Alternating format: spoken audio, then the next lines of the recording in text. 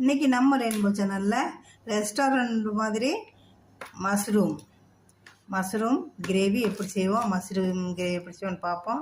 இந்த மாதிரி மஷ்ரூமை நம்ம ரெண்டாக வெட்டிக்கிடுவோம். இந்த மாதிரி காமை மட்டும் லேசாக இப்படி சுத்தம் பண்ணிவிட்டு இப்படி வெட்டிக்கிடுவோம். 2 அல்லது 4 இப்படி வெட்டிக்கிடுவோம்.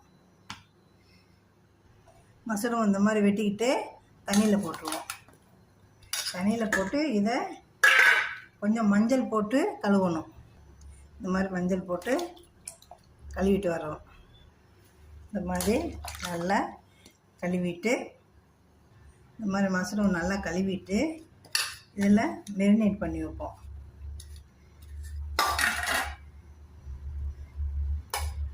மஞ்சள், காஷ்மீர் சில்லி பவுடரு,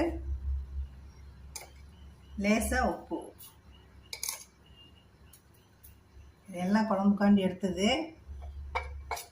மஷ்ரூம் கிரேவிக்காண்டி எடுத்தது. இதில் இருந்தே கொஞ்சம் கொஞ்சம் எடுக்கிறேன் நான். கொஞ்சம் மல்லித்தூள், சீரகத்தூள் போட்டு நம்ம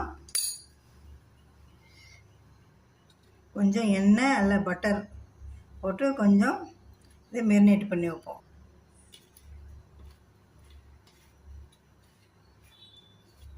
இந்த மாதிரி நல்லா செஞ்சு மேரினேட் பண்ணி வச்சுருவோம். ஒரு 2 நிமிஷம் சமைக்கிற வரைக்கும், மீதி எல்லாம் நம்ம ரெடி ஆக்கிற வரைக்கும். இங்கே மசாலா வந்து காஷ்மீர் சில்லி, தனியா powder, jeera powder, turmeric powder, உப்பு.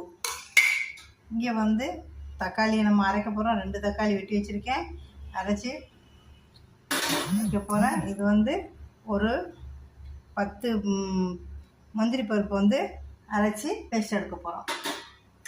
அப்புறம் நம்ம கிரேவிக்குள்ள போடுறக்காண்டி இந்த மாதிரி ஸ்மூத் மசாலா ஒரு அரை வெங்காயம், பல்லாரி வெங்காயம், வெள்ளைப்பூடு, இஞ்சி, இது கூட சேர்த்து 2 ஏலக்காய், 2 கிராம்பு சேர்த்து அரைக்க போகிறோம்.